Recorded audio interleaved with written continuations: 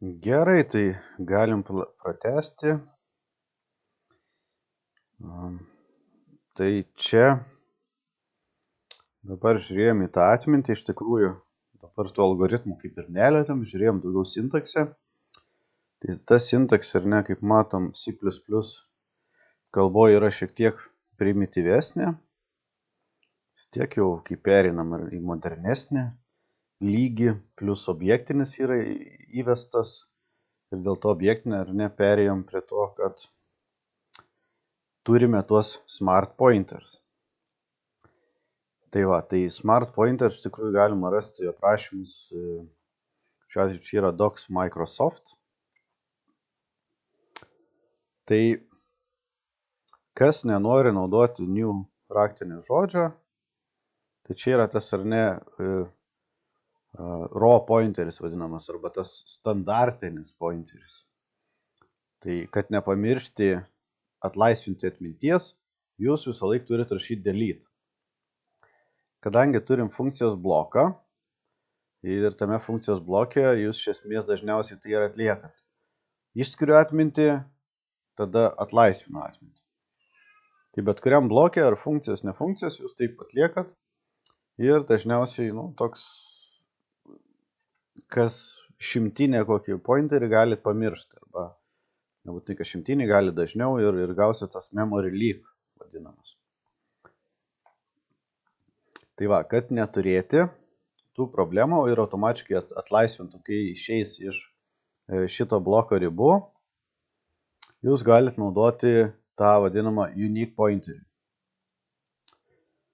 Unique pointeris jau buvo žinomas kaip auto PTR, automatinis, bet jisai yra jau pašalintas ir pavadintas kaip pasenus, atgyvenus. Kaip matom, aš nerašiau tokį unique PTR skliaustelėse new žodį. Aš naudojau std make unique. Tiesiog, jeigu norite sakyti new raktinio žodžio, galima rašyti std make unique tiesiog. Taip pat šitas aprašas kartais išsprendžia klaidas arba vadinamus exception, išimtinės situacijas būna ir gausit pranešimą dėl klaidingo vieno ar kito veiksmo ar įvykio. Jeigu jūs kūrėte tą unique PTR naudojant tą standartinį apibrėžimą, šiuo atveju čia turime song2,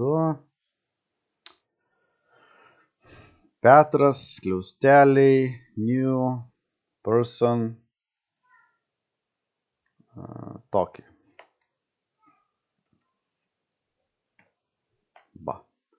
Tai jūs galite naudoti ir tokį apibrėžimą. Nežinau, kuris jums yra primitinesnis, tai tą ir pasirenkat, ar ne? Galima naudoti ir person2 matom make unique arba tiesiog new person. Įprastas būdas, jeigu jūs turite ar ne dinaminę atmintį, tai kad inicijuoti žmogų, mes čia pamiršom inicijuoti, arba išskirti dinaminę atmintį, tas pats būtų kaip malloc, calloc, reloc, vietoj to naudoja new tiesiog žodį. New ir person. Va. Tai čia mes jau inicijavom žmogų ir sukūrėm personą, ne, čia, arba kažkokį oną. Ir ona arba onos vardas yra onutė. Tada turim person2, iš esmės turim tą patį objekto nuorodą arba dinamiškai išskirtą žmogų.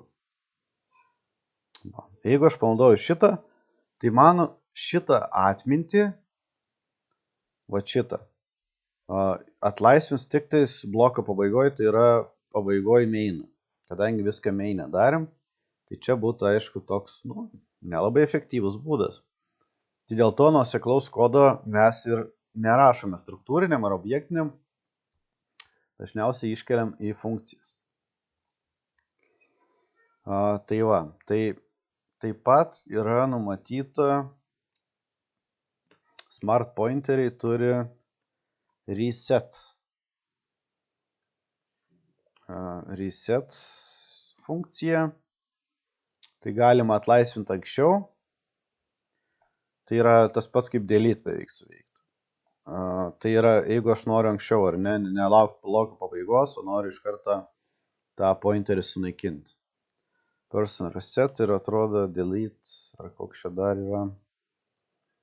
Release. Atlaisvinti. Dabar nežinau tiksliai, kas čia tokiu atveju vyksta. Should be used. The value returned by the... Tai dėl release dar nesigilinu. Reset iš esmės kaip atlaisvinti mūsų tą pointerį. Arba atminti atlaisvinti. Jeigu noriu anksčiau. Nes, kitu atveju negalėčiau to. O šiaip yra pointeris automatiškai atlaisvinimas.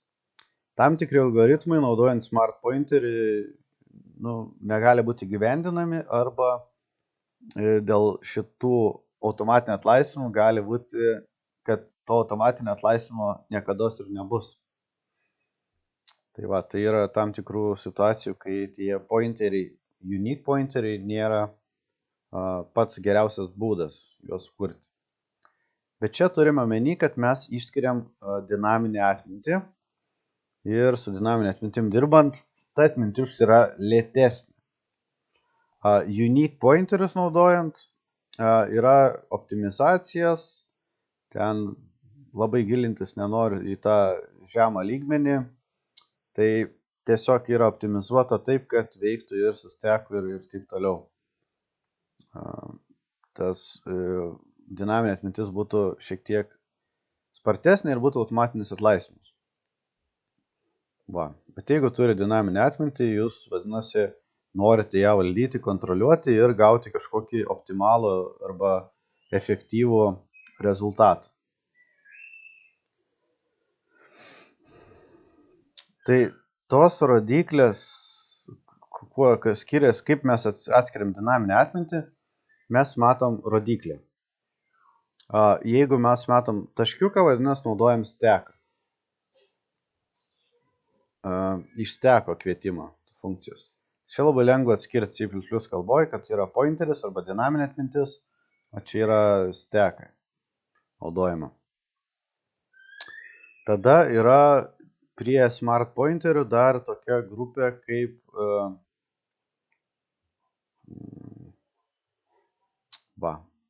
yra unique PTR. Tai čia yra iš memory bibliotekos turim tas dalykus. Tada yra boost biblioteka, čia jau jeigu visiškai performance nori efektyvų pasiekti arba bibliotekų specifinių, tai boost yra biblioteka atskira sukurta, kurioje yra dar scoped PTR. Tai va. Tada turime shared PTR ir big PTR. Tai shared PTR iš esmės leidžia kopijuoti pointerio arba atminties pointerio informaciją arba atmintį. Kai turėjom malloc alloc, mes su relloc funkcija galėjom kopijuoti. Jeigu turite unique PTR, jūs iš esmės person 2 norėtumėt priskirti Petras. Jūs to negalite atlikti. Jūs negalite gauti to adreso. Nes tai yra unikalus pointeris arba rodiklė. Tai tam tikslo yra sukurtas shared PTR. std, shared PTR, person ir tada Jonas. Ir new person, tarkim. Skliaustelius galima, negalima, kaip norim. Dedam, nededam. Shared PTR Jonas. Tai dabar, jeigu aš norėčiau Jonai priskirti Petrą, ar aš galėčiau tą padaryti? Negaliu, ar ne? Tai vadinasi, kopijuoti aš negaliu net unique yra unikalus vienetas, kurio kopijos aš negaliu net padaryti. Petrui ar ne, priskirti Jonas. Nieko negalim daryti, ar ne? Tai shared PTR yra šiuo atveju nieko nepakeičia. Jeigu turėsiu kitą shared PTR, kurį leisiu kopijuoti, Jonas, nežinau, Dovilė, bandysiu Jonui priskirti Dovilė adresą. Aš dabar jau galėsiu, nes tai yra shared PTR. Tai va, tai kai Jonas lygu Dovilė, viskas tvarkoja. Jeigu turėčiau dar trečią nuorodą,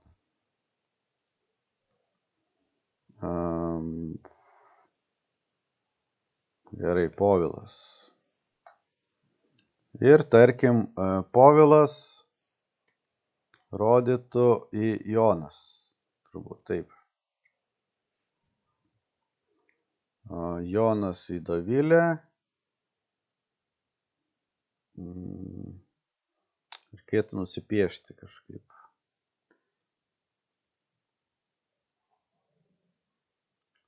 Va, tai kam tie shared PTR ir po to atsiranda dar weak PTR terminas.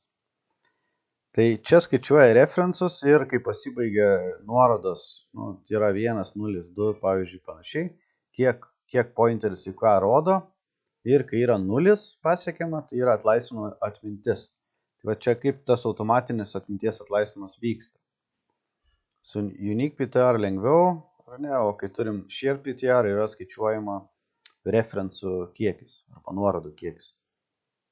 Kadangi Jonas rodo Dovilę, Povilas Joną ir taip toliau, tai dėl to gali būti, kad iškart neatlaisvinam.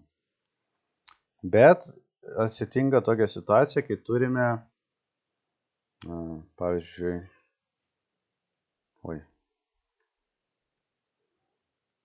pavyzdžiui, čia turim, ar ne, Dovilė.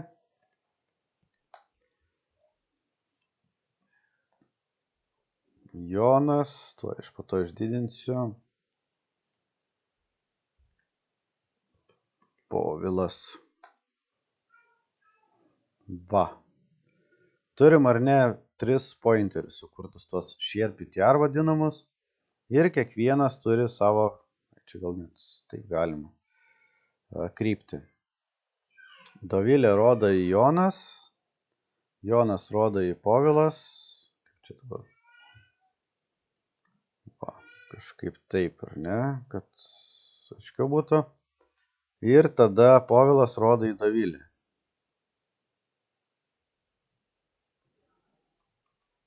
Tai gaunas toks ciklinis ratas. Tai kai ciklinis ratas, aš nedetalizuosiu, kaip ten vienetukai nuliukai tų reference skaičiuojami, bet tiesiog tokia situacija. Tai Dovilė Jonas, tai galim padaryti tą situaciją. Dovilė lygu Jonas. Tada Jonas lygu Povilas. Turkščiai viskas. Povilas ir tada turime Povilas į Dovilę.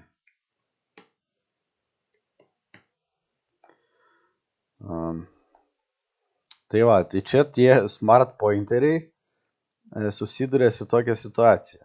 Aišku, gal čia realizacija realybėj sunkiai kada nutinka, bet jeigu didelis projektas, iš tikrųjų gali būti tokių dalykų. Tai va, gauna ciklą. Šitas ciklas iš esmės užsuka jūs taip, kad jūs tos atminties ir neatlaisvinsit niekados. Galima sakyti, begalinis toks ciklas, ar ne, referensų. Tai reiškia, kad ta atmintis, kurią išskyrėt visus tuos 3 ar ne PTR, tai nebus atlaisvinta tiesiog. Va, tai čia yra problema dėl tų shared PTR, kai jūs dalinatės referensais su kitais. Bet su tom nuorodom, kad rodytų į kitą, retesnis atvejis tokios situacijos, bet gali būti. Dėl to yra įvesta smart pointer vadinamas weak PTR. Special case smart pointer use conjunction with shared PTR. Tai va, tai Nėra reference counto vadinama. Reference countas leidžia traktuoti, kad atmintis yra atlaisvėjus. Tai va šitą techniką naudojam shared PTR. Technika, kad skaičiuoja kiek tų nuorodų, pavyzdžiui, 0, 1, 2 ir po to kai atlaisvina iki 0, 0 reiškia atlaisvintą atmintį. Tai čia tas automatizuotas atlaisvinimas kaip vyksta. And toliau kas tada gaunas. Tai jeigu aš paskelbiu weak PTR kažkurį, tai mūsų tas ciklas bus sulaužytas. Kur čia buvo šitas ciklas? Jeigu aš paskelbsiu kažkurio Povilas weak PTR, pavyzdžiui, vadinasi, tas čia sulūš jūsų ciklas. Galvoju, ar čia galima tiesiog tiek weak PTR parašyti. Kaip čia dabar Povilas, Jonas.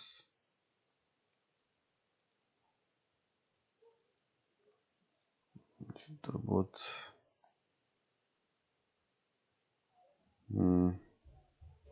no matching constructor. Tai dėl to siūlau naudoti make std, make share turbūt.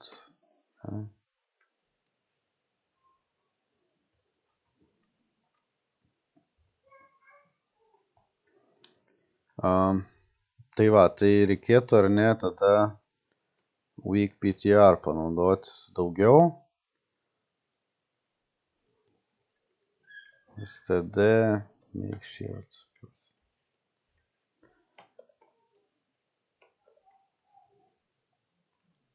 Ir tada čia weak PTR. std, make shared person.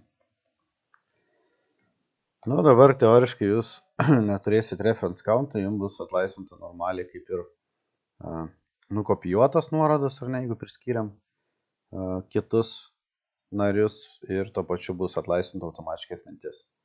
Jums su smart pointeriais nereikia naudoti tų delete raktinių žodžių. Neturint smart pointerį, jūs privalot visą laiką naudoti delete. Tai yra turėti oną, tada panaudojat delete oną. Ir taip toliau.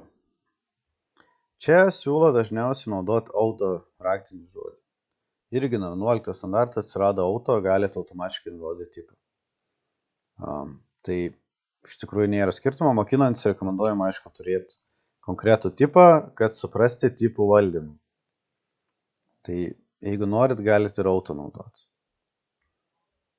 Auto leidžia net nurodyti automatiškai tipą, ar ne, nustato. Jeigu intas, tai bus intas. Daug kas taip daro, bet mokinantis kodą rašyti geriau, kaip sako, rašyti konkretų tipą. Rekomenduoju. Auto naudot galite toj vietoj, kur iš tikrųjų būna keblės struktūros, kažkokie sąrašai, vektoriai, vietoj, ar ne, vektor, pavyzdžiui, turėtum vektorių sudarytą arba sąrašą iš person. Galima net žvaigždutę panaudoti šiandien. Persons.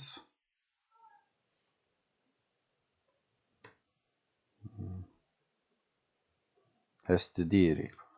std.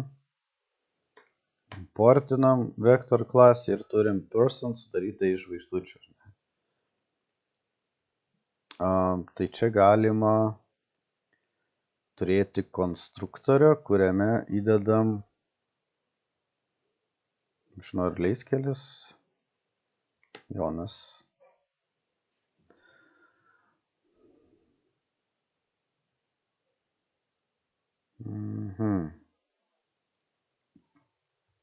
Čia weak PTR gali būti dėl to, kad Nepatalpinsim mes jų. Pabandom persons, add.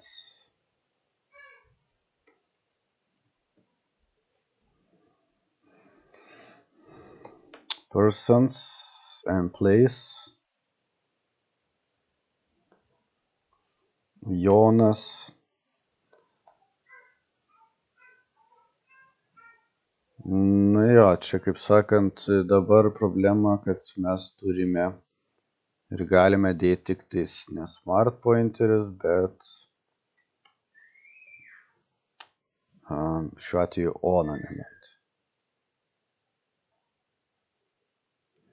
Turime vektorių, mes galime į vektorių dėti oną. Negalime.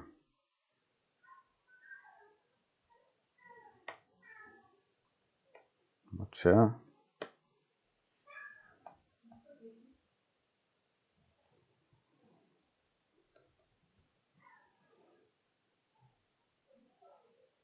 Deallocated memory. Okay. Tiesiog galima į vektorių įdėti rodiklę arba adresus irgi saugot, kurie yra žmogaus tipo. Tai čia jeigu turėtume tuos pointerius, tarkim, įdedu 3 kartus tą patį objektą ir jeigu turite ar ne funkciją skaityti, jums siūlo net const auto. Nedaryti kopijos kiekvieną itemą, tiesiog reference, nuorodą. Oi, net čia palaukit, ne persons turbūt. Persons. Turėtų būti ir tada aš galėčiau išspausdinti kažkokią informaciją. Pavyzdžiui, item.name. Tai jūs kreipiatės ar ne kaip į rodiklę. Vietoj taškas jūs kreipiatės į brūkšnelis, strėlytę.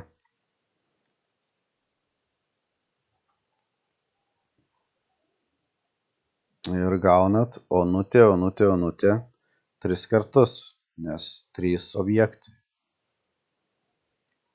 Čia endline pamiršau. Endle.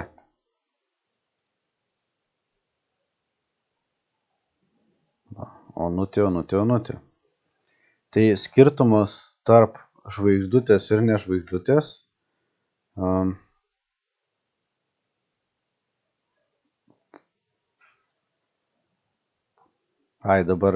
dabar iš esmės neįdėsiu be žvaigždutės. Tai jeigu naudoju dinaminę atmintį, teoriškai aš negaliu turėti vektorių nedinamiškai. Jeigu aš noriu be žvaigždučių, aš turiu kur tada ir objektus, kurie bus be žvaigždutės. Tai tiesiog turi būti vienodas tipas. Jeigu adresas, tai adresas. Jeigu person objektas, tai person objektas. Tai čia pasirinktinai. Čia matom naudoja auto. Čia būtų galima vietoj šito, jeigu įprasta, paprastu būdu rašyti std vector person. Person item.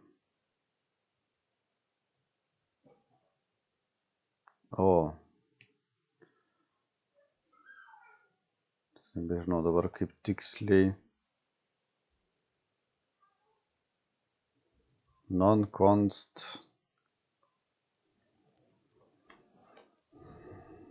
Ir ne-const irgi. Dabar std vector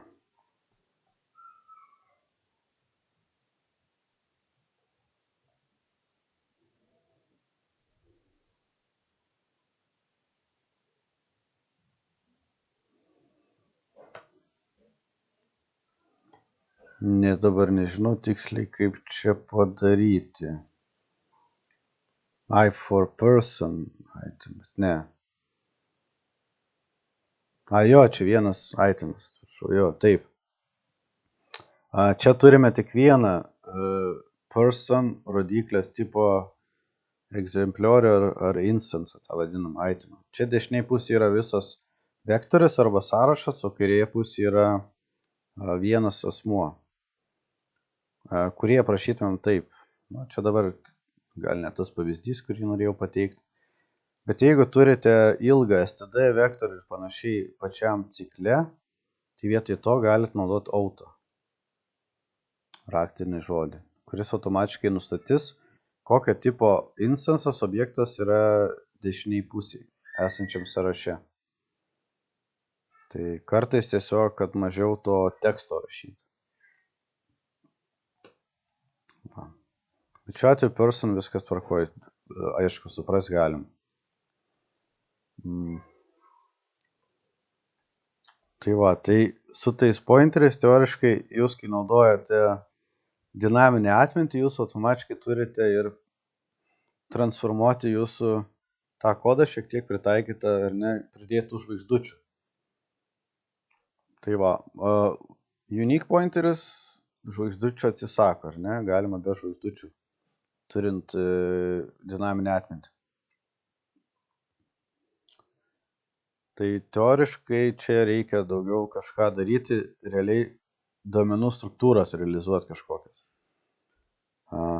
Kad būtų aišku, kaip vieną ar kitą dalyką atlikti. Dabar galvoju su sąrašu arba steku.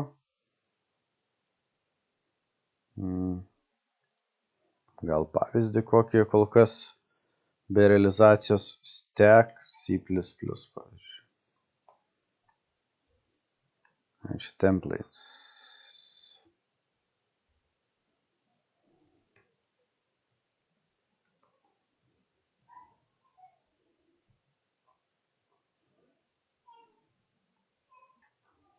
Čia be pointerių.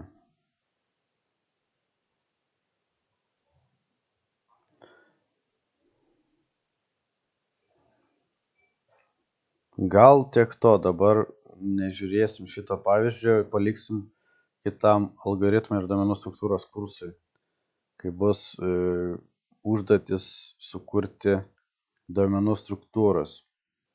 Tai čia tik tais pointerių pagalba aš galiu sukurti savo asmeninę duomenų struktūrą.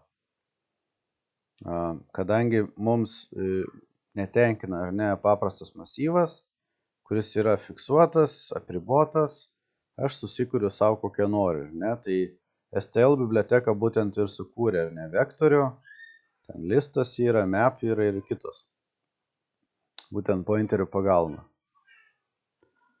kad galėtume turėti tą kintamo dydžio vektorių, tai yra dinamiškai išskirta vektorių,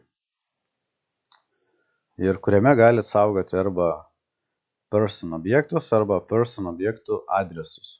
Jeigu nurodo žvaigždutę, reiškia saugot vietoj pačio objekto, saugot adresą arba referencą. Tai va. Ir turint referencą, jūs galite po to pasiekti kiekvieną tą narį esantį tame vektoriui. Šiaip skirtumo ar su steku, ar su šituo dinaminė atmintim naudojat, teoriškai pasiekimas lygiai toks pat bus. Tai jeigu vektorių turėčiau iš paprastų person sudarytą, galima čia iškelt gal čia, pavyzdžiui, arba visą. Šitą turėčiau be žvaigždutės, sąrašas,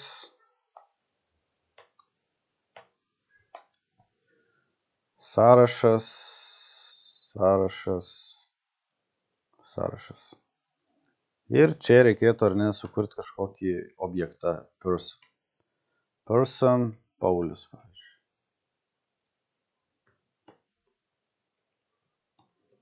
Paulius ir čia, pavyzdžiui, Paulius turi vardą Paulius.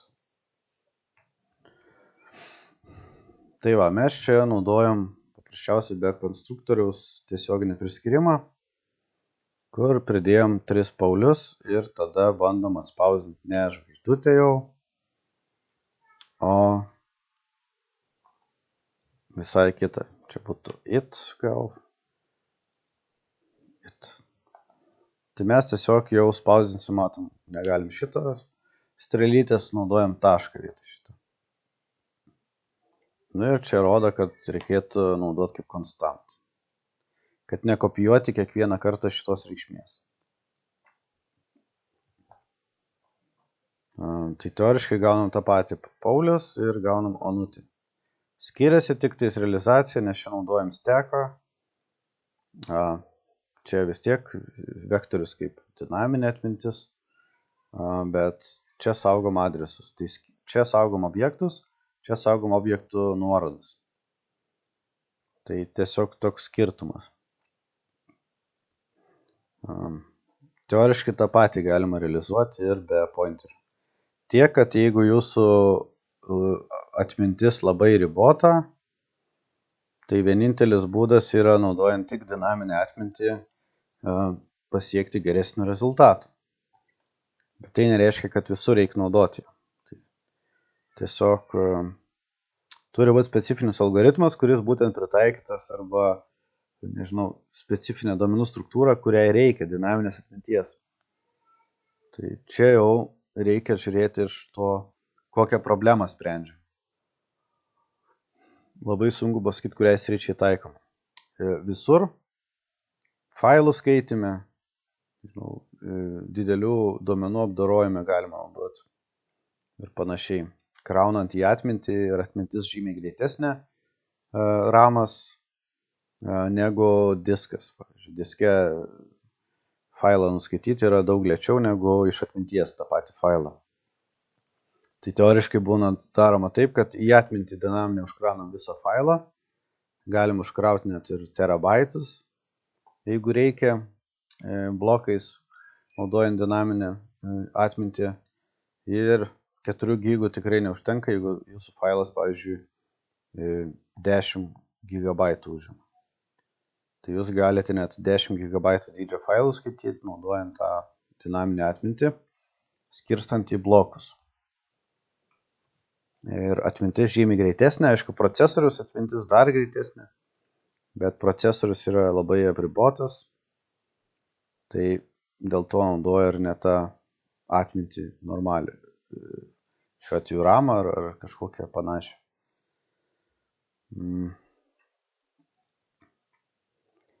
Tai čia būtų gal su tom rodiklėm ir viskas šiandien. Tada eisim prie to code style arba kodo rašymo stiliaus. Tai kodo rašymo tas stilius, čia kažkur pasidėjau nuorodas kelias. Tai yra daug kas, arba kiekviena kompanija turi savo taisyklės. Tai čia internete paima vieną iš tų žinomesnių kompanijų, kaip Google. Paimsim, ištrinsim. Šitos paliekam. Ok. Va. Tai Google C++ Style Guide. Tai kokias taisyklės turi Google kompanija? Tai aš bandysiu apžvelgti viską prabėgomis, didžiąją dalį ignoruosiu, nes kai kurių dalykų net nežinom, kai kurių dalykų net aš negirdėjau iš tikrųjų. Tai tiesiog žiūrėsim į turinį ir žiūrėsim pagal kategorijas, kas mums čia svarbu, tą ir apžvelgsim. Tai va, tai C++ versija. Tai kaip jau matėte, jūs, kai kūrėte ar ne naują projektą, jūs galite rinktis standartą. Čia. 9.8, 11, 14, 19, 20. Žiūrim Google rekomendacijas. Google kompanija rekomenduoja naudoti versiją Currently code should target C++ 17. Pavyzdžiui, nenaudoti C++ 2x features. Tai yra nenaudoti C++ 20 standarto arba 20 ir didesnio funkcijų. Nes visą laiką žmonėm noris naujausią versiją naudoti dėl to, kad ten sukūrė kažkokį vieną patogų ir gerą dalyką ir dėl to naudoja naujausią versiją. Bet kompanija yra politika, kad naudoti kol kas 17, nes jinai kaip ir naujausia nusistovėjus versija. Ir tai jinai bus, aišku, keičiama kažkuriuo metu, gal po 5 metų, gal po 10 metų, neaišku, kada keis. Tai kada bus galima naudoti 20 standartą. Va. Tai siūlo naudoti 17 versiją. Nešoks tai pirmą naujausią versiją, nes jinai neišbandyta, jinai gal ne tokia efektyvi ir ne tik dėl to. Tai va, tai nenaudoti nestandartinių extensionų arba tų standartų parinkti. Ne? Tai jeigu turiu standartinį file new project, tik tuos standartus, ir jeigu yra kažkoks C13, tai aš tiesiog jo neturėčiau naudoti kompanijai, tai numatyti. Tada consider portability to environments before using the features. Tai reiškia, kad jūs turite numatyti sprendžiamas problemos svarbumą, pritaikymą tiems prietaisams ar nežinau, jeigu kompiuterio programą tiesiog tai programai, ar tuos featuresus reikia naudoti iš C14 ir C17 standartų. Tai va, jeigu aš manau, kad man reikia to vadinamo backward compatibility, tai aš tada renkuosi žemesnę versiją, kad man suportintų visas platformas. Nes gali būti, kad turėsit macOS, Linux ir kitos operacinės, gal nežinoma kokią, kur, pavyzdžiui, tam tikros standarto funkcijų jinai nesuportins, nepalaikys. Tai tas gali apsunkinti jūsų, tiesiog ta programa gali būti visiškai neprasminga ir veltui realizuota, kurią reikės perrašyti, pavyzdžiui. Tai čia pirmas žingsnis renkantis versiją reikia apsvarstyti, kokiu man featuresų reikia iš to standarto. Nepriklausomai, aš pasirinkau 17, nereiškia, kad aš privalau rašyti viską tik iš 17 standarto. Tai va, tai tiesiog galima ir žemesnis featuresas naudoti. Tai čia tiesiog turite įvertina, nežinau, kas čia gali projekto koks vadovas būti ar kažkas, kuris ten tą ir įvertins. Arba jūs pats kaip specialistas, kaip developeris turit nuspręsti. Tai šitas sprendimas iš tikrųjų svarbus. Tada yra header failai. Kiekvienas C++ failas turi turėti hash failą. Ir yra tam tikrų išimtinių situacijų, kada header failų nereikia. Tai pavyzdžiui, turime šiuo atveju main failą, tai main failui hash failo nereikia. Tai yra pagrindinė funkcija.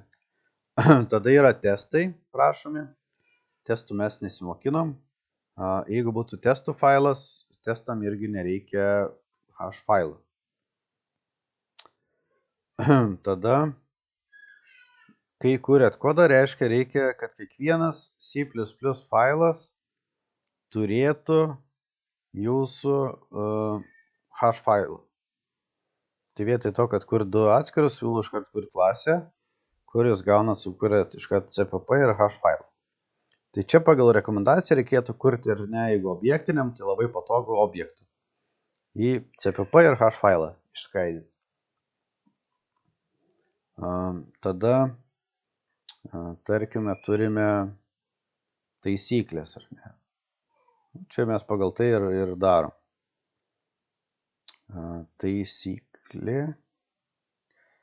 Tai pavadinimo rašymo taisyklės, dažniausiai vis tiek pavadinimas iš didžiosios ir reikėtų rašyti vienaskaitą. Kodėl vienaskaitą?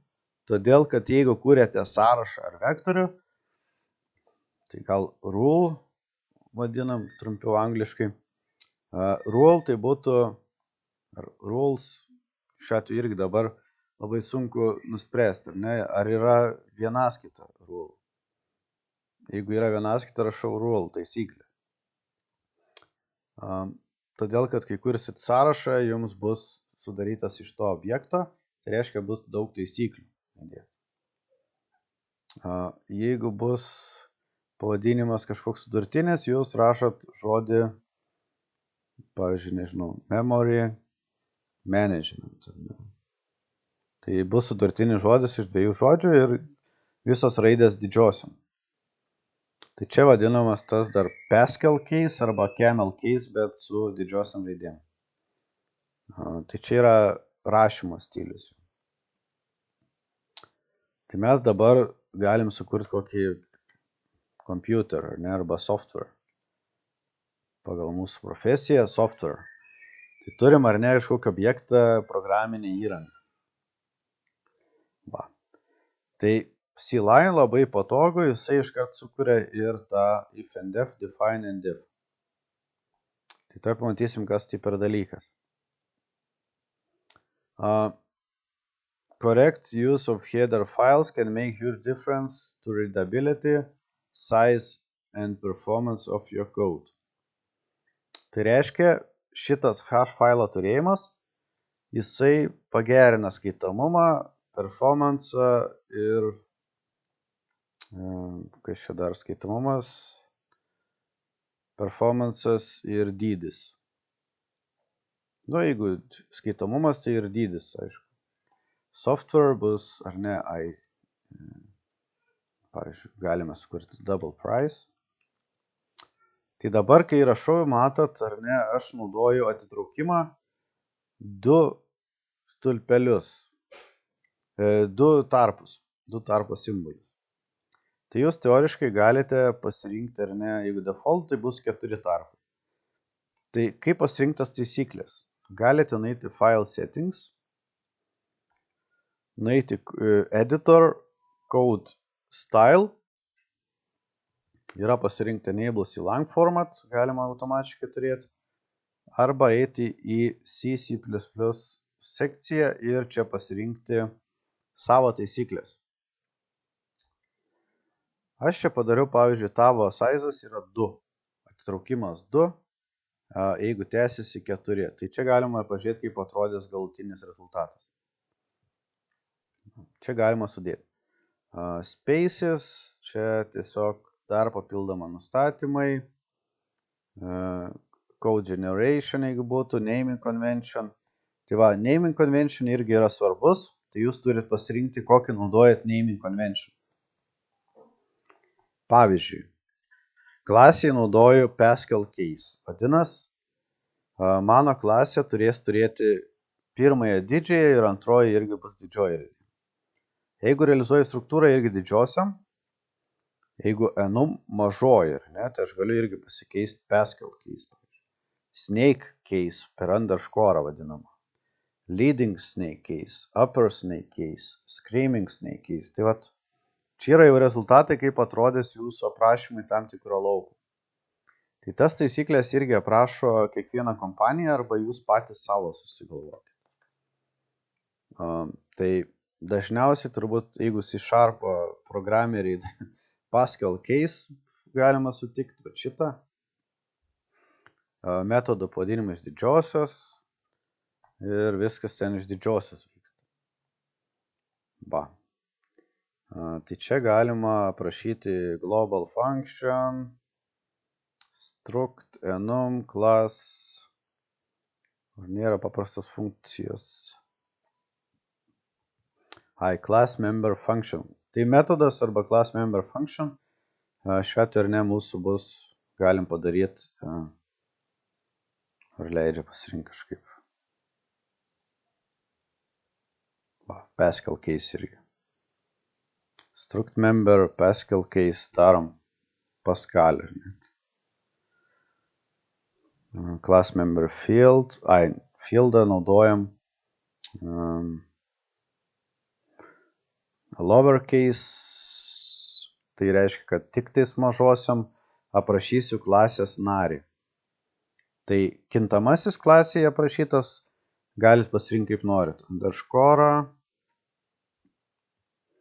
camel case, lowercase.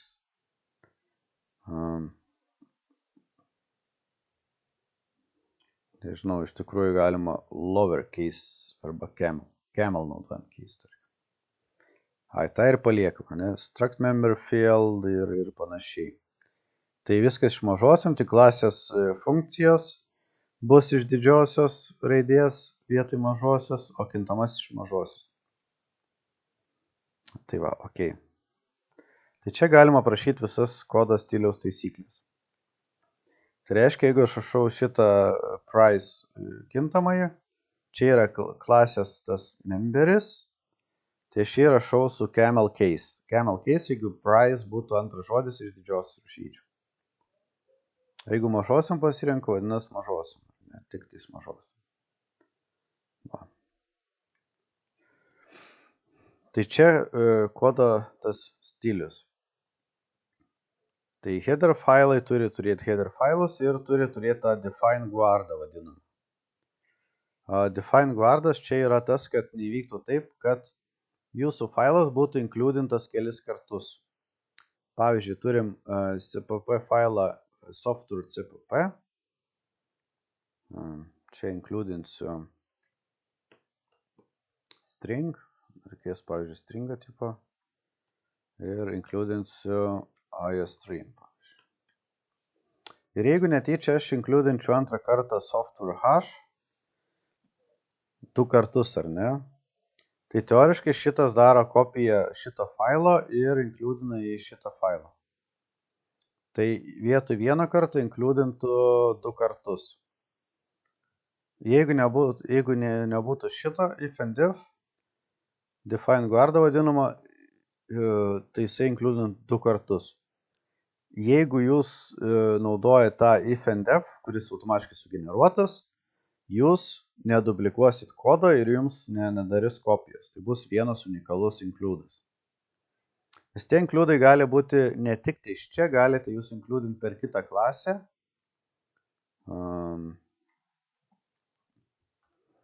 C++ klasė, software company. Pavyzdžiui, software company. Ar ne, turime. Ir toj klasėje būtų include software H. Nu, taip gal retai gali nutikti, bet maždaug. Kad turim kompaniją, kuri includina software hash failą.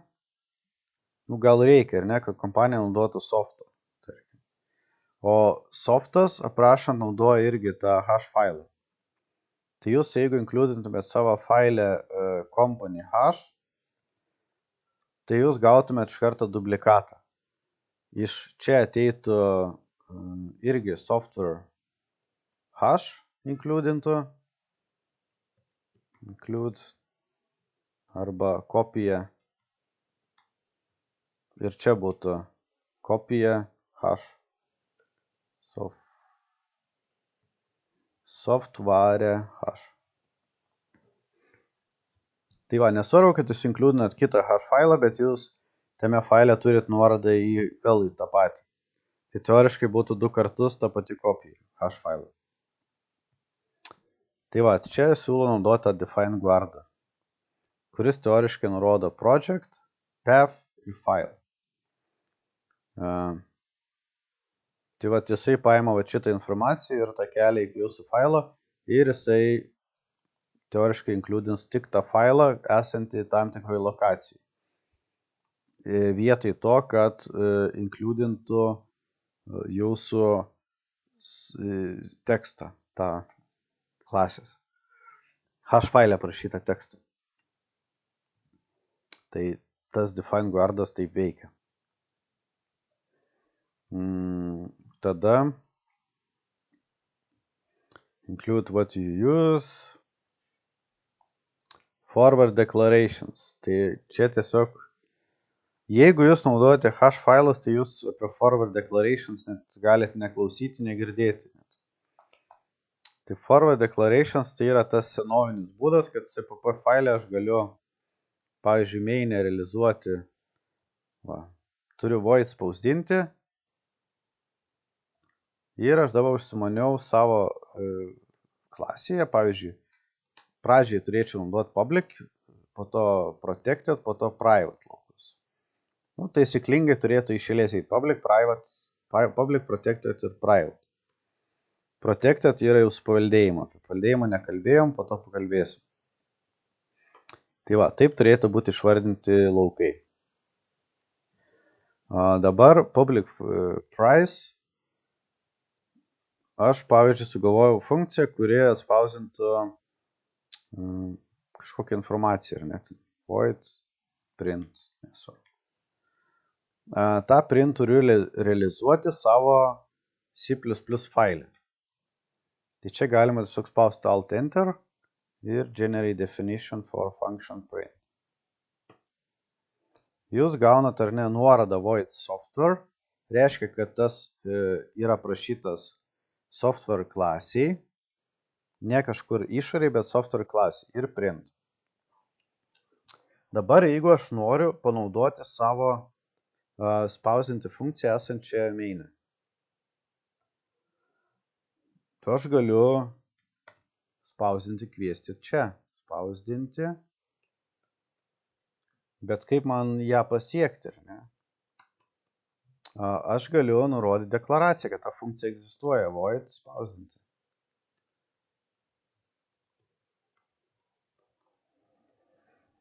Ir mūsų funkcija kuo puikiausiai veiks. Ta realizacija yra kažkur, čia preprocesorius pamato, arba teoriškai kompiliatorius arba transliatorius pamatys, kad ta funkcija egzistuoja main'e ir ją iškvies. Tai čia yra ta forward declaration. Kai man prisireikia ar ne, bet kurioj funkcijai aš darau, ar ne, company hash irgi void spausdinti. Ir taip, kaip sako, žaidžiu ir kiekvienai, kur man reikia, vietoj to include hash failo, tiesiog include rankiniu būdu parašau tą deklaraciją ir tada naudoju tą spausdinti. Tai va, tai tas include'as nėra geras, nes po to galima iš viso sugadinti visą projektą, nes kažkur galima tą spausdinti šiaip funkciją realizuoti, void spausdinti ir panašiai. Tiesiog realizuoju čia, tada turim main'e, turime čia ir tada mes, iš kur mes žinome, kurį spausdinti gausim. Software daly aš kviečiu spausdinti ir aš teoriškai net galiu nebežinoti, kuris šitas spausdinti, ar šitas, ar kitas bus. Tiesiog pasimetu pačiam kodė ir tas vadinamas forward declarations. Inline functions, apie tai nesimokinom. Functions, kai yra mažas 10 eilučių ir mažiau inline funkcijos.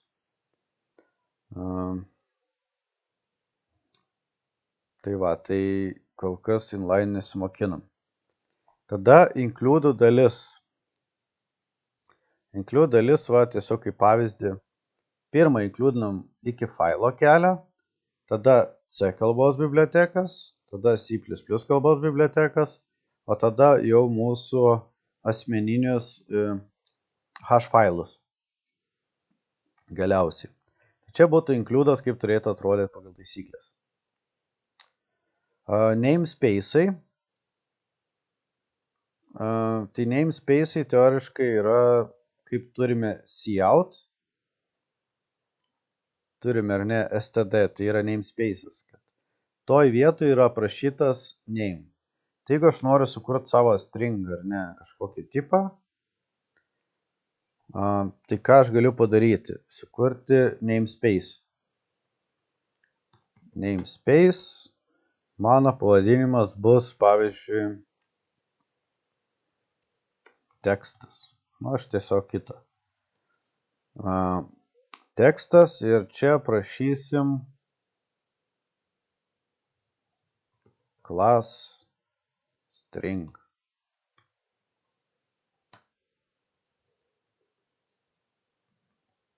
Pavyzdžiui, turim class string, ar ne? Aprašau savo tipą string arba tekstą ir kuris bus atėjęs iš mūsų teksto, aš galėsiu naudoti tekstas string. Mano tekstas. Tai tekstas teoriškai bus mano ar ne namespace'as, o string bus mano tipas. Aš čia norėjau analogiškai, kad būtų panašiau į std string. Tai teoriškai kažkas panašaus ir yra tekst į šitą. Bet, kaip matot, ar ne, std žinau, kad std stringas, o tekstas žinau, kad mano asmeninis string tipas. Tai tie namespace iš tikrųjų tam ir reikalingi. Jeigu jūs rašote, ar ne, using namespace std, teoriškai jūs galite nerašyti ar ne šitą. Bet jūs tada nežinot, iš kur naudojate tą stringą. Kodėl? Todėl, jeigu aš importinčiau ir namespace tekstas, pavyzdžiui. Tai iš kur aš galiu žinoti, kuris namespace'as dabar šitam tipui priklauso. Tai dėl šitos priežasties iš tikrųjų reikia aprašyti tuos namespace'us priekį. Kad ir labai nemalonus procesas, bet tai nusako, kad tikrai žinau, kad čia yra standartinis stringas, čia yra tekstas stringas, ar net tas pats tipas. Gali būti ir su funkcijom lygiai tas pats. Tai namespace iš tikrųjų irgi priklauso, kaip mes aprašėme taisyklėse čia. Pavyzdžiui, namespace mes naudojam camel case iš mažosios raidės, ar ne? Jeigu būtų sudurtinis žodis, mes kaip ir laikomės taisyklės. Jau namespace nerekomenduojama iš didžiosios, ar ne? Tai tiesiog reikėtų iš mažos ir laikytis. Jeigu numatytas, kad mūsų namespace'as yra iš mažos arba camel case. Du atitraukimai iš tikrųjų daug patogiau skaityti, mažiau baitų užima, mažesnis failas. Rekomenduoju naudoti vietoj 4. Ir Google irgi taip pat naudoja 2. Atitraukimo kuo puikiausiai užtenka pamatyti tą struktūrą atitraukimo ir teoriškai tų 2 space'ų per akis. Matom, ar ne? 1, 2 ir užtenka. 1, 2. 2 space'ai.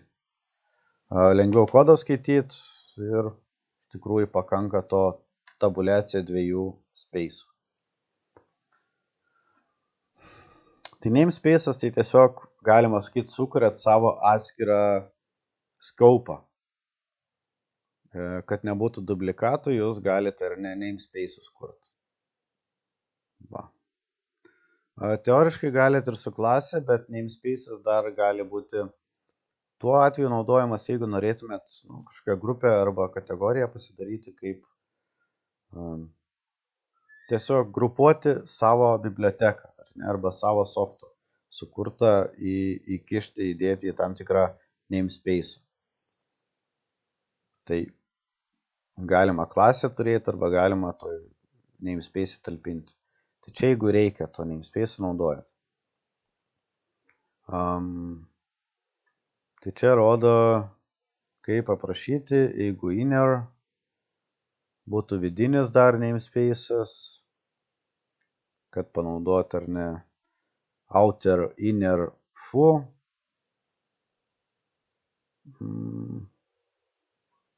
Tada gal žiūrime namespace and static, gal nereikia. Tada lokalūs kintamieji. Tai jūs tuos lokalius ne visą laiką gali traktuoti kaip globalius. Čia iš esmės main'e naudoju intą ir tas intas yra kaip lokalus kintamasis. Tada rekomendacija kokia yra. Jeigu aš turiu tą lokalų kintamąjį ir pavyzdžiui kuriu int, ten nežinau, unique kažkas. Ir tas unique iš esmės galima tiesiog realizuoti pradinę reikšmę arba galima rašyti unique lygu 10. Tai teoriškai Google nerekomenduoja 2 eilučių inicijavimui šito kintamą, kai jūs galite per vieną eilutę rašyti tą patį. Tai geras pavyzdys būtų naudoti single line. Single line good, sako. Jeigu naudojat jau and bad example, čia camel case naudojam ar ne, bad ir iš didžios example, lygu, nelygu, o tiesiog nesvarbu ar ne, inicijuojam. Tai čia būtų blogas pavyzdys per 2 eilutes, kai galime per vieną eilutę atlikti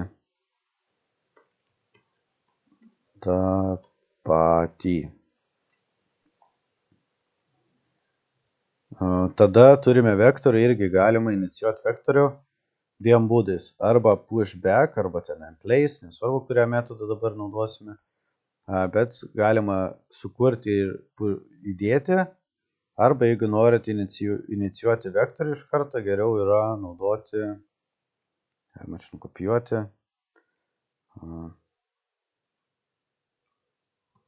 VV. Va. Tai čia yra 2 vienodi aprašymai, bet jūs vietoj 3 eilučių ir tų vėlesnių inicijavimų jūs turite iš karto inicijuotą su vienetu ir dvejetu įdėtą į vektorių. Tai čia būtų bad, o čia būtų good. Va. Tai toks skirtumas. Ne? Tada CTOR tų nesimokinom, ką reiškia, ar ne? Bet čia CTOR, DTOR, getCall, tai pavyzdžiui, turime objekto kvietimą. Tai mes turėjome objektą ir turime, ar ne, software, pavyzdžiui.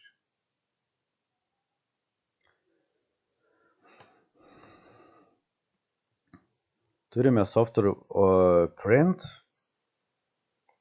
ir čia reikėtų, ar ne, paduoti dar kokią naują funkciją. Void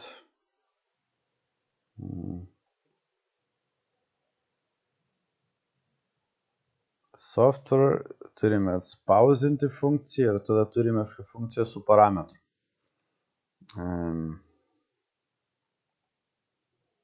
Pagal ID.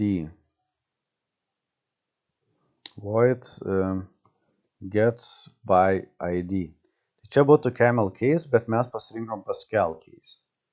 Tai jeigu Pascal case, tai mes turime rašyti get iš didžiosios G, get by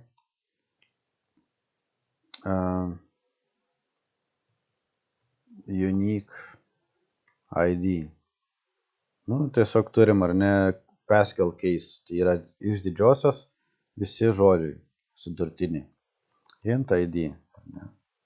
Tai mes realizuojam šitą funkciją ir kaip matom, print jau mūsų netitiko tą camel case. Mes turim grįžti atgal į printą ir padaryti refactor ir rename. Tai yra print. Va. Dabar bus teisingas aprašymas mūsų stiliaus, tai yra tavo Pascal case arba camel case iš didžiosios. Pasirinkom, reiškia, visur turim naudoti iš didžiosios.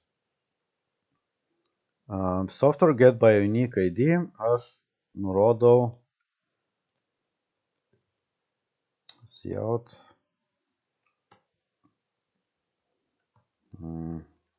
ID.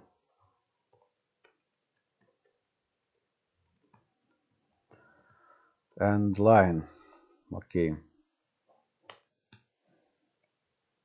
Tada turime tos aprašymus get by unique ID ir pagal rekomendacijas Google ar kitas negalima daryti taip, kad turiu ciklą for noriu ciklą sugeneruoti. Indeksas,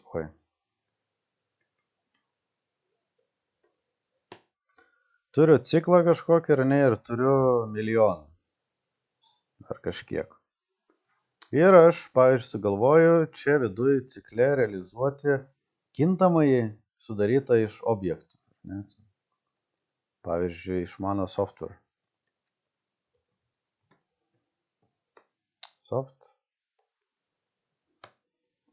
Pridedam nuorodą į hash failą, include ir tada sukuriu software ir tiesiog kviečiu software get by unique ID ir paduodu į raidę. Tai toks aprašymas nėra geras. Čia inicijuot, prašo, kad inicijuočiau tuščią. Bet teoriškai kiekvieną kartą aš kurčiau tą software instance. Vietoj šito siūlo naudoti kitą. Bet good. Siūlo tiesiog iškelti į priekį ir tą milijoną kartų kviesti ne objekto kūrimą ir po to unique ID, bet tik tais funkciją. Tai va, skirtumas iš esmės kodo yra minimalus, bet teoriškai jūs sugadinat ir atmintį, ir efektyvumą, ir visą kitą dalyką, nes jums egzempliorius reikia vieną, o funkciją kviečiat daug kartų, o ne egzempliorių kuriat kiekvieną kartą, kai iteruojat ir po to kviečiat. Tai tiesiog tokios klaidos gali būti.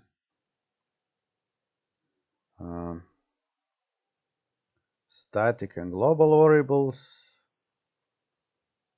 common thread, tai čia jeigu gijos naudotas, klasės,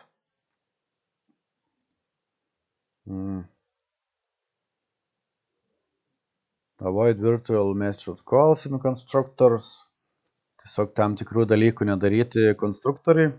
Tai čia viskas eina dėl to, kad rašyti kodą, kuris būtų efektyvus ir būtų mažai klaidų. Tai yra, rašant pagal taisyklės, jūs susidursit su mažiau bugų arba problemų. Implicit conversions, tai čia net ID pats C-line pasiūlo kartais, kai turit konstruktorių su vienu parametru, jums iškart siūlo pavadinti explicit. Tai čia tiesiog galima plačiau paskaityti apie tai. Tada yra copyable and movable types.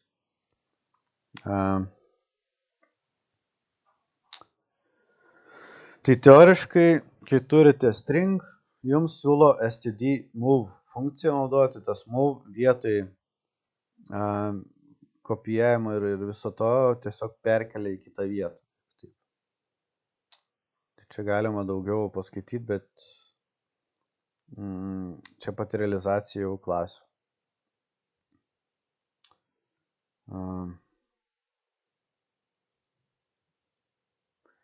Tai va, structs vs classes.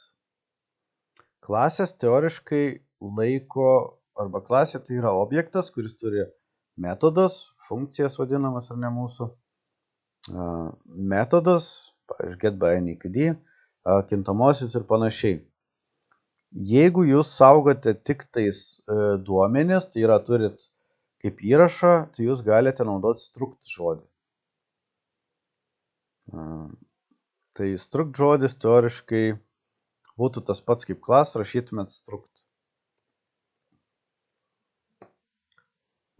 Bet struct naudoti reikalauja tuo atveju, arba prašo tik tuo atveju, jeigu turėtumėm, gal sugrįžtam prie class. Tuo atveju, jeigu turėtumėm primityvių duomenų talpyklą arba įrašą kažkokį laikymą. Tai aš galiu net struct sukurti čia vietoje, ne? Arba atskiram failę, bet aš kursiu čia. Struct date, ne? Int ID, string, nežinau, text, tarkim. Va. Tai turiu duomenis ir aš neturiu jokių funkcijų arba tų metodų vadinamų. Tai teoriškai aš galiu vadinti struct. Viskas yra viešai prieinama, by default yra public. Ir aš tiesiog galiu ar neturėti to tipo egzempliorių. Ir po to tiesiog data.text lygu kažkas. Data.id lygu ten 2. Tai šituo atveju siūlo naudoti struct tik tuo atveju, jeigu yra tai kažkokie duomenys ir tokio tipo kaip parodžiu, ne? Įrašas kažkoks. Kitu atveju naudoti klasę. Tai jeigu turit nors vieną funkciją, jūs jau privalot naudoti klasę. Va. Rašo only for passive object that carry data.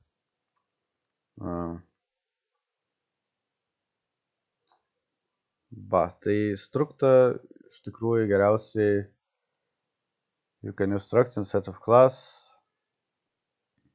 Jo, jeigu naudojam STL biblioteką, tą vadinamą standard template library, siūlo naudoti struct vietoj klasės. Tai čia irgi sprendžia tam tikrus dalykus. Template'ų nežiūrėjom kol kas. Tai tiesiog reikėtų naudoti dažniausiai klases. Struktūras tik tam tikrom situacijom. Struct vs pairs and tuples. Tai tuples tai yra aibė, kaip sakant, žodis. Tai čia gal šitą nežiūrim. Paveldėjimo nesimokinam, pažiūrėsim, kai kito objekto norit paveldėti. Operatorių perkrovimas. Make class data members private unless they are constants.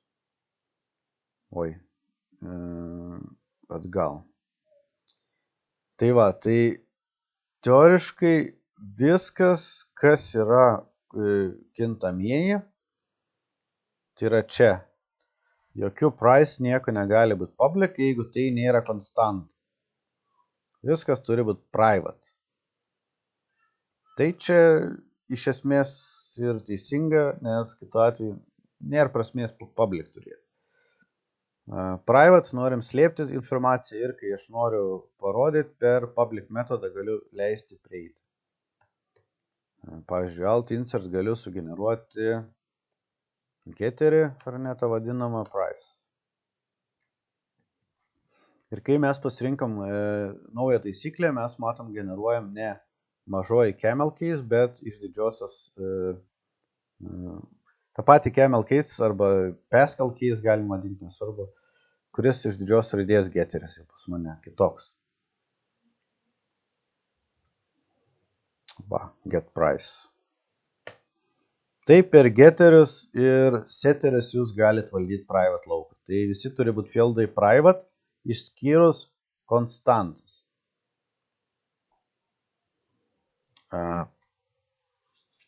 Tai va. Tada turime protected declaration order. Public, protected, private, ar ne? Seka. Tai public, protected, private, kaip ir minėjau, iš eilės taip turėtų aprašymas eiti.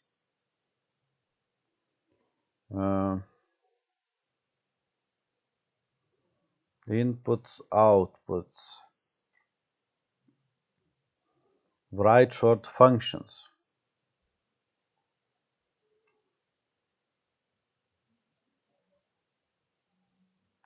Va.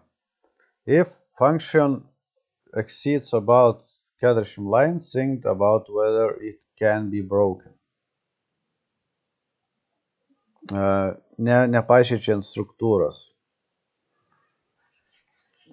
Tai va, tai siūlo aprašyti funkcijas, kurios būtų mažos.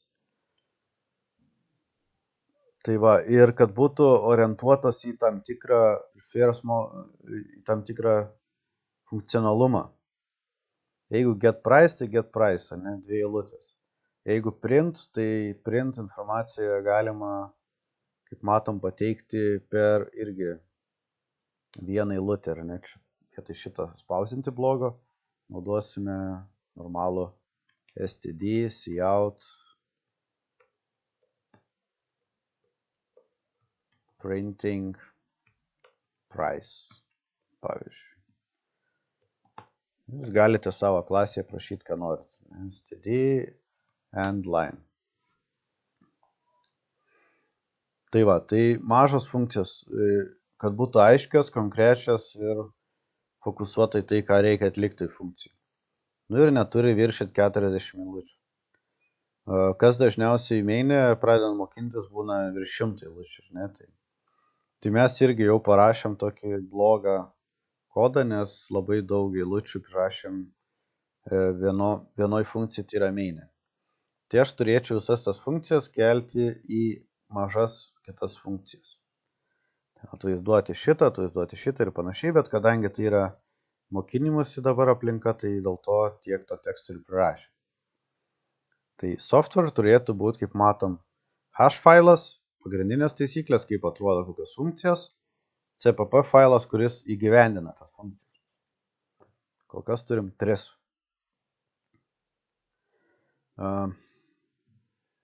Function overloading.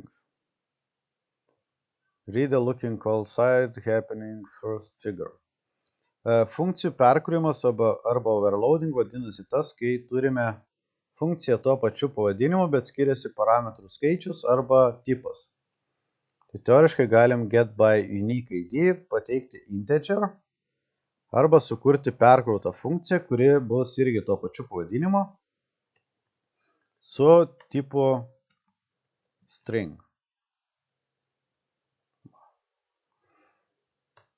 Generate ir tada aš turiu tą pačią funkciją teoriškai. Tai čia vadinamas ar ne dar metodų perkūrimas polimorfizmo atvejais, kai jūs galite kviesti vieną ar kitą funkciją, priklausomai kurios reikės. Ar ne, jeigu reikės su stringų parametru, jūs galite pagal unikalų string parametrą arba pagal ID iškviesti. Pavyzdžiui.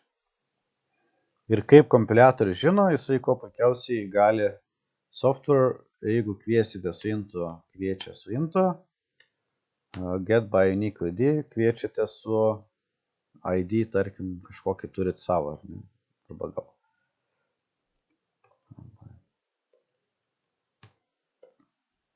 O skaičiai išjungti, tokią ID turit, ar ne, pavyzdžiui, unikalą.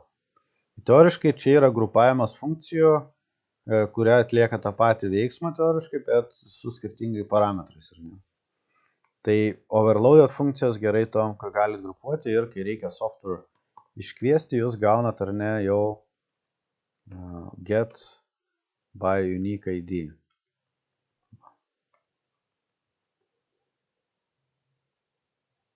Tai galit pasirinkti ar ne funkciją arba šitą. Dėl to veikia ir konstruktoriai, yra perkurti konstruktoriai, nes konstruktorių gali turėti irgi kelis.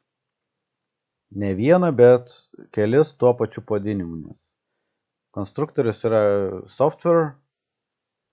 Pavyzdžiui, turime konstruktorių, alt, insert, constructor ir surprise. Tai va, vienas turi price parametrą, jeigu aš noriu, galiu sukurti kitą konstruktorių be parametrų. Va, tai yra vienodų pavadinimų. Tai čia lygiai tas pats metodų perkūrimas galioja ir mūsų konstruktoriams šiuo atveju. Tuo pačiu pavadinimu, bet skirtingai parametrai, vienas galiu iškviesti šitą funkciją. Default argumentai, nesimokinam, trailing return, lambda expression nesimokinam, Google specific magic. More robust and various differ what elsewhere. Smart pointers, cpp lint, Čia errorus nustatyti yra kažkoks Pythono skriptas. R-value references. Apie R-value nesimokinom. Friends. Yra toks žodis friends. Šiek tiek irgi nežiūrėjom. Exceptions išimtinės situacijos.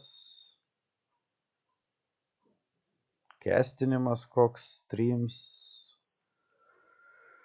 Ir tada daugiau size of.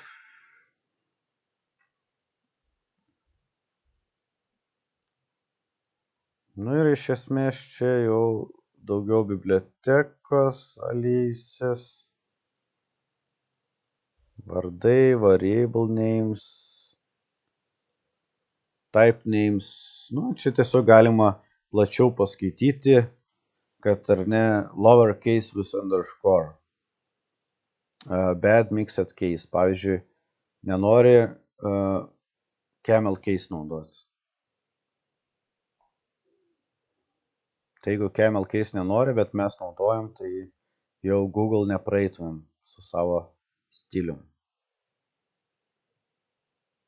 Lowercase with underscore naudoti reikia.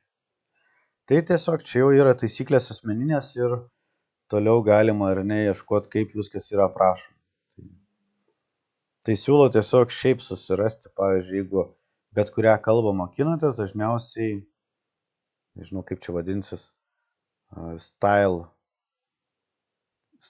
arba naming conventions ar code conventions, galima paieškoti tokio žodžio, ar ne, ten pavyzdžiui, ten Java, C# ar kas, style guide ar ten code conventions, kažkaip panašiai, ir pagal tai surasti taisyklių sąrašą, kokių patikimesnių kompanijų arba šiaip jeigu daug plačiai aprašyta, gal ten irgi geras,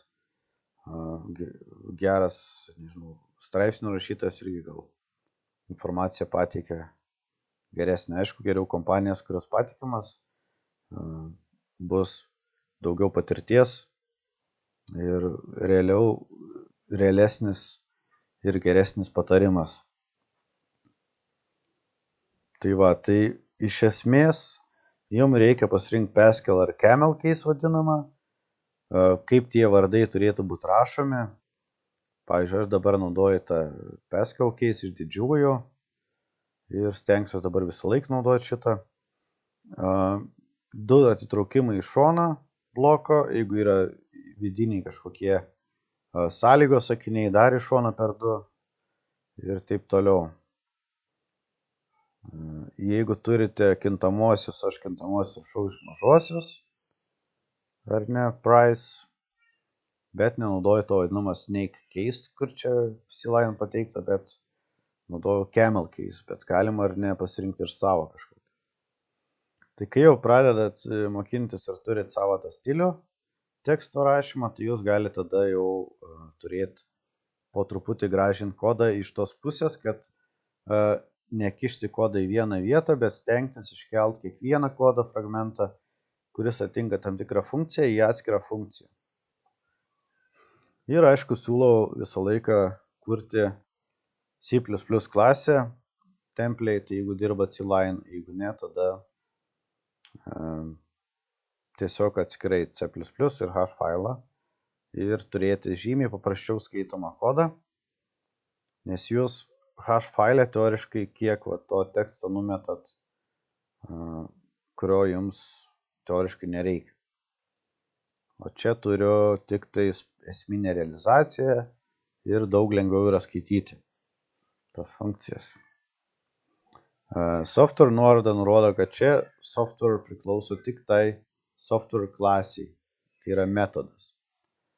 Jeigu nebūtų, getPrice priklausytų jau šitam failui CPP, bet ne klasiai. Tai siūlau visą laiką kurti hash ir CPP failus. Tai šiandien turbūt viskas.